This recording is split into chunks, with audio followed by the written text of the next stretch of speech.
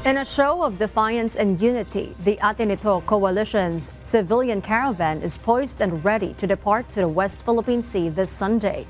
This decision comes in the wake of the Philippine Coast Guard closely monitoring the swarming activities of Chinese maritime militia vessels at the Julian Felipe Reef.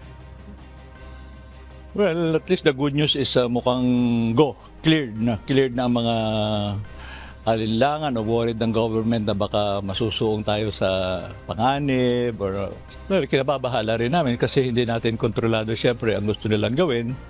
Ang sabi na lang namin, kukuha kami ng queue sa mas may alam dyan, no?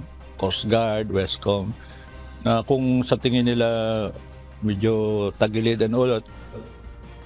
Despite the heightened tensions, Atenito affirms that the Philippine Coast Guard will lead the caravan, committing 2 patrol vessels to guide the convoy.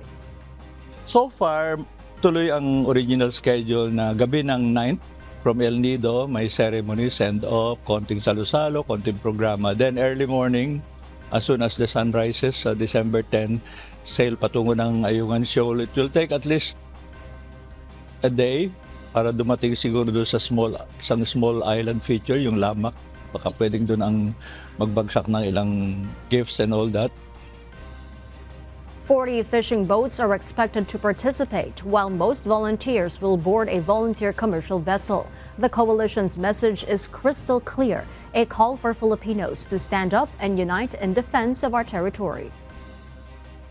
Yung atin ito project mukhang naka-generate ng interest kasi nga bukas sino mang gustong sumali, volunteer nga ang main effort. Pero at the same time, may patutunguhan. Pag atin ito, tayo-tayo muna nag-uusap. Kaya sabi namin, hindi ito confrontational sa China o iba pang claim.